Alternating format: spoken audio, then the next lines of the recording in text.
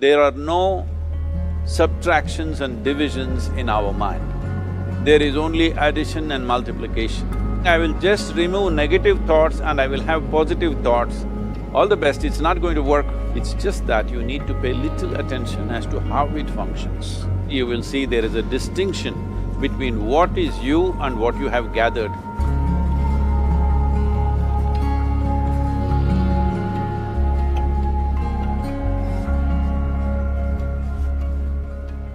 Well, see the way the question is asked and also the way normally it's addressed is, people think there is something called as negative thought and positive thought.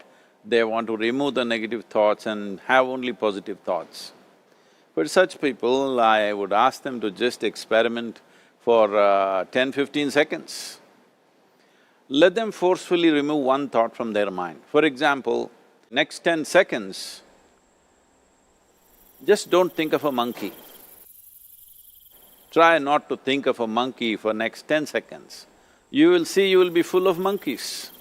So what I'm saying is, this is the nature of your mind, because in this mind, all the three pedals are throttle. There is no brake, there is no clutch. Whatever you touch, it will only go faster. In this kind of mind, people have been taught from moral teachers and religious teachers, do not think about bad things. Well, since then it's been a full-time job. So there is no way you can handle the mind like this. This doesn't need any great enlightenment. If you spend 2 minutes with your eyes closed, you will realize you cannot do anything forcefully with this mind. So, I want to remove negative thoughts. Do not ever go in this direction, because what you want to remove will become your quality. Always you will be on it. So what should I do? The thing is this, without understanding the fundamental mechanism of this mind, because our mind, human mind, is the most sophisticated computer on the planet. Even all the supercomputers have come out of this. When this is the case, is it not important that we understand the mechanics of how it functions? One simplistic aspect of how it functions is, there are no subtractions and divisions in our mind. There is only addition and multiplication. If you try to do something with it, it will say one more. If you try hard, it will multiply into many more. In this mind, you don't try to identify what is positive, what is negative and try to remove it.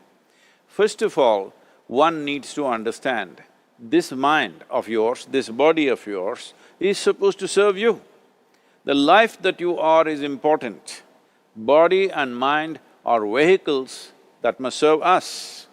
If you sit in a vehicle, it must go where you want to go. If it goes to its own destination, what is the point of such a vehicle? It's just a nuisance. Right now, most human beings are unfortunately experiencing this fantastic possibility of human mind as a nuisance, as a troublesome thing. Well, this is the most beautiful thing you have. It's just that you need to pay little attention as to how it functions. One simple thing is this.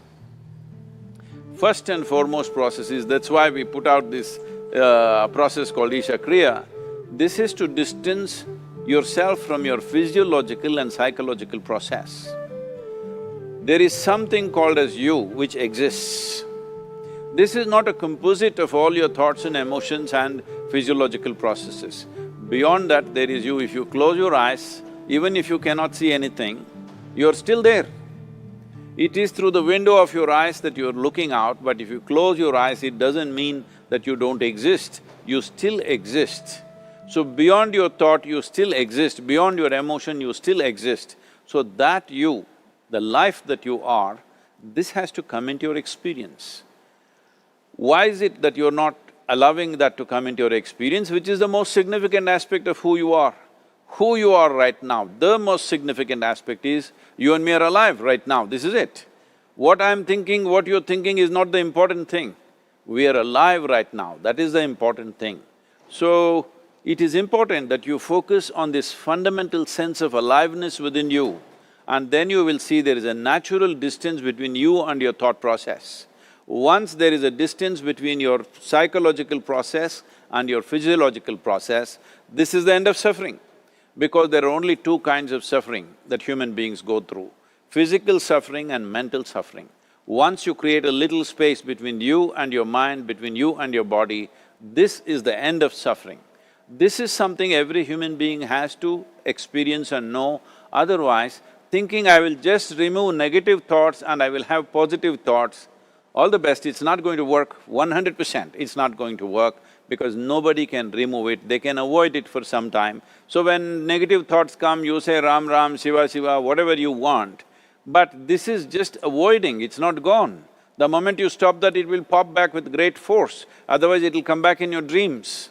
So it's very important, first of all you need to understand your anger, your resentment, your fear, your anxieties, the negativity that you generate. Generally resentment, anger, it is always directed towards somebody. But we need to understand this is poisons that we are drinking and expecting somebody else to die.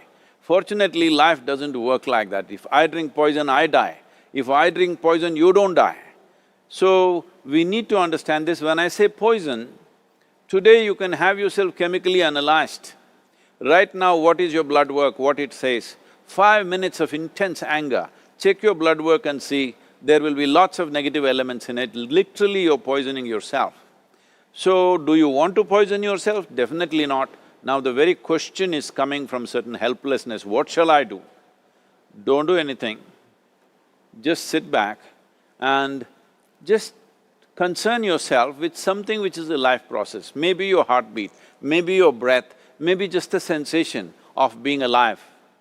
Depending upon how sensitive or how perceptive you are, accordingly, find something. It could be a sensation in the body, it could be breath, it could be heartbeat, it could be anything, something which indicates life to you.